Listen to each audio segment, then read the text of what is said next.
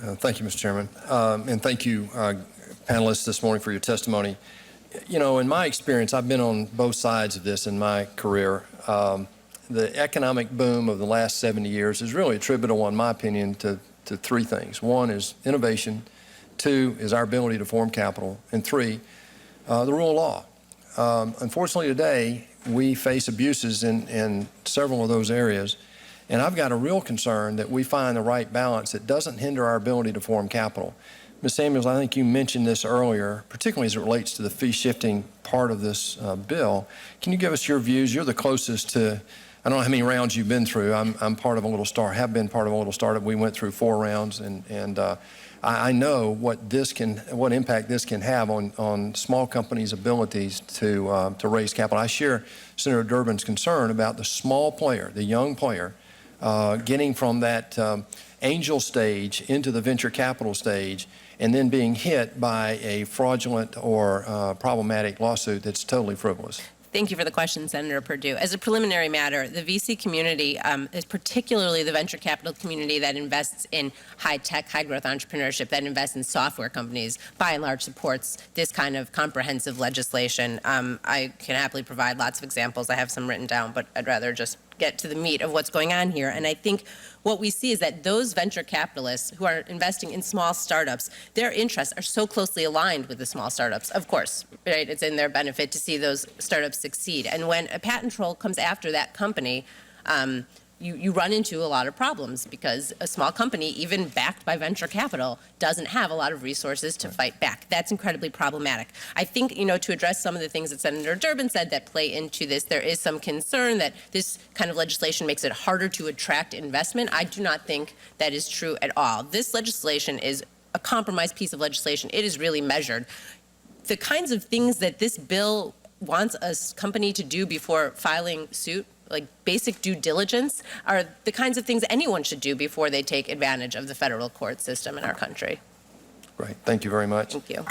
Ms. Letelier, I competed with Penny and I also sold to Penny, but welcome this morning. I just have a question about balance. We've heard that mentioned several times today, but the balance I'm concerned about is between, you know, focus on pleading and the initial disclosure provisions of the bill. Can you speak from your perspective about have we found that balance, or do you still have concerns?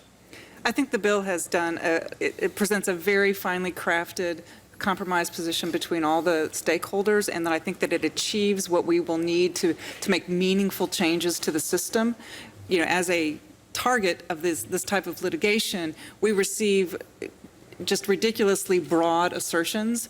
For example, I just received one last month that they list a patent number and then beside it they have only the word e-commerce. And that constitutes my notice of what they're alleging. I don't even know where to start in terms of analyzing the potential risk, whether in fact I should seek a license, or if I think that in fact we don't actually practice the invention. So I think that the pleading requirements that are set forth will be very helpful. I think the requirements in the demand letters will be very helpful in terms of moving the ball down the path in a less expensive way for all the parties. Thank you. Mr. Rhodes, relating to demand letters, in your written testimony, I think you suggested that provisions of the bills on abusive demand letters may encourage a sue now, talk later approach. I'd like to give you an opportunity to expand on that because we're really trying to make sure that these provisions will actually, well, basically you're saying that this increases the likelihood of litigation.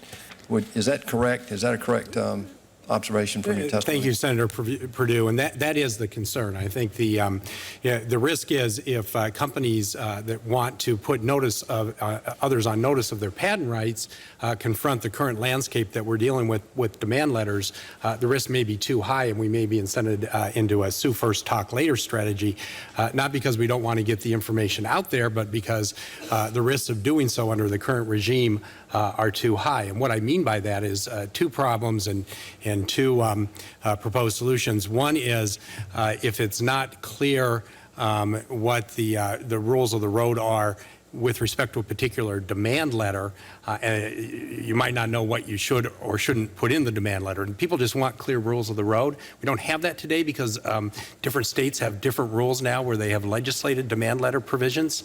What we'd like is national uniformity, consistency. We're asking that the U.S. FTC be allowed to enforce a uniform standard. If they don't, state attorney generals would be empowered to step in and enforce that uniform standard, but it would be uniform, so we wouldn't have to wonder, what we put in the letter, this state, that state.